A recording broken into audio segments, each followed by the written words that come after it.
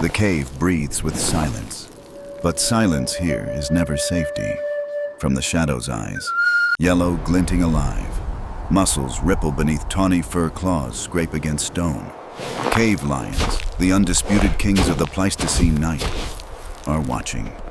And then another sound. Footsteps. Heavy.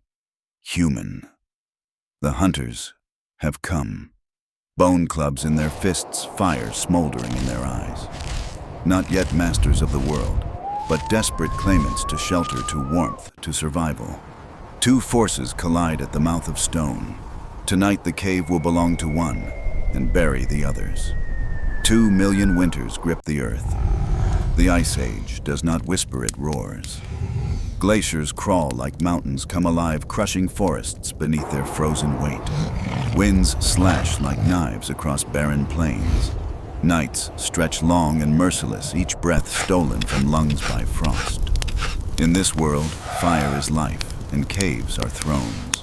Whoever holds the cave holds not just shelter from the storm, but the promise of tomorrow. And so every cave is contested ground between beast and man, claw and club, fang and flame. A band of Homo erectus approaches barely 24 souls, their bodies squat powerful, wrapped in furs stitched with sinew.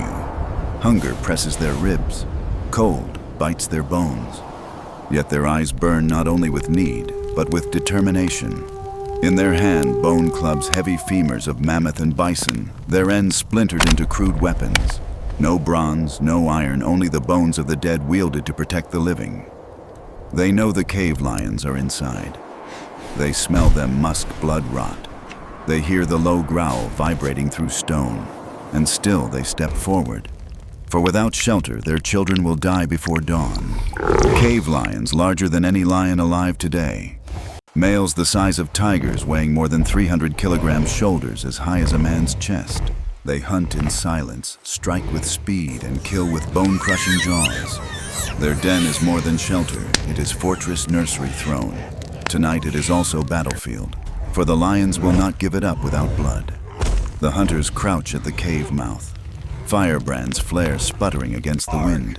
Shadows stretch long across stone. They whisper short, sharp signals. A circle is formed, bone clubs gripped tight. Inside, the lions stir.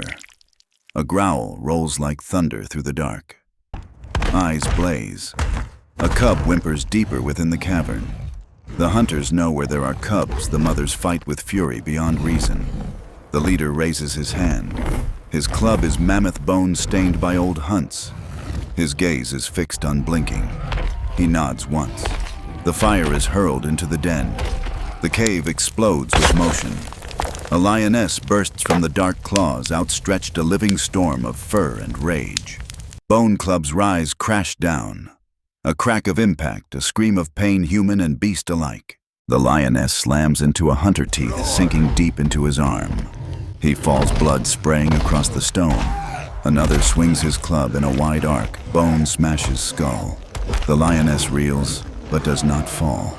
Behind her, the male emerges, vast, majestic, death given form.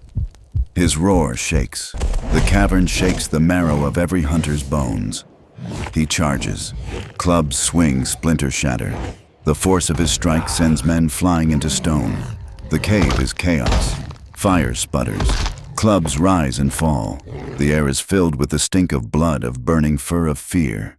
The male lion pins a hunter to the ground, jaws closing on his throat. Another leaps forward screaming and smashes his bone club across the lion's skull. Once, twice. The bone cracks. The beast snarls, staggers, but does not fall. The leader charges. His club swings with all the fury of hunger, of cold, of desperation. It crashes into the lion's temple, a sickening crunch. The beast collapses, convulsing, then grows still. The cavern falls silent, except for the sobs of the wounded, the hiss of dying fire, the panting of survivors. The surviving lions retreat deeper into the wild, dragging their cubs into night. The hunters remain bloodied but unbroken. They drag their wounded into the cave where warmth lingers in stone. They rekindle the fire, feeding it fat and marrow. Smoke curls upward, driving away the last of the lion's scent. The den is theirs now, hard won, paid for in blood. A sanctuary carved not from gift, but from violence. In the Ice Age, nothing was given. Every shelter was stolen. Every victory was carved from the flesh of beasts and the bones of ancestors. What defined humanity was not their weapon's bone against claw was fragile at best. What defined them was unity. A circle of hunters standing shoulder to shoulder against an enemy stronger, faster, deadlier. On nights like this, deep in the fire-lit dark, something eternal was born. The will to fight together. The courage to defy extinction. The first whispers of what would one day become destiny. For in the battle between bone and claw, fang and fire, it was not the lion who claimed the cave. It was man.